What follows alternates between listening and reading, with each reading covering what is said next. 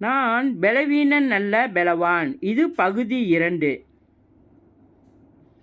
எல்லா இடங்களிலேயும் என்னை கொண்டு அவரை அறிகிற அறிவின் வாசனையை தேவன் வெளிப்படுத்துகிறார். 2 கொரிந்தியர் 2:14. எனக்கு அறிவில்லை, ஞானமில்லை என்று தாழ்வு மனப்பான்மை கொள்ள மாட்டேன். ஏனென்றால் கிறிஸ்துவே தேவனால் எனக்கு ஞானமும் நீதியும் பரிசுத்தமும் மீட்புமானார். 1 கொரிந்தியர் 1:31.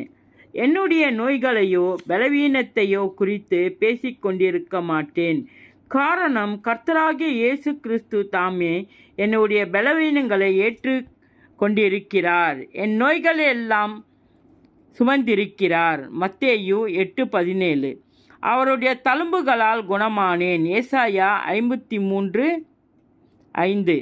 என் கவலைகளையும் துக்கங்களையும் குறித்து பேசிக்கொண்டிருக்க மாட்டேன். இயேசு கிறிஸ்து என்னை விசாரிக்கிறபடியினால் என் கவலையெல்லாம் அவர் மேல் வைத்துவிட்டேன். 1 பேதுரு 5:7.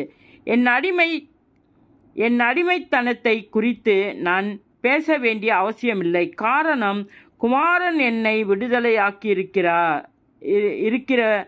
இருக்கிறார். யோவான் 8:36. சத்தியம் என்னை விடுதலையாக்குகிறது. யோவான் 8:32. ஆவியானவர் என்னை விடுதலையாக்கி இருக்கிறார். 2 கொரிந்தியர் 3:17. தண்டனையை குறித்து ஆக்கினை தீர்ப்பை குறித்தோ நான் வீணாக பேசிக்கொண்டிருக்க மாட்டேன். காரணம், கிறிஸ்து இயேசுவுக்கு பட்டவர்களாய் இருந்து மாம்சத்தின்படி நடவாமல் ஆவியின்படி நடக்கிற எனக்கு ஆக்கினை தீர்ப்பில்லை. ரோமர் 8:1. இயேசுவின் நாமத்தில் இது பகுதி 2.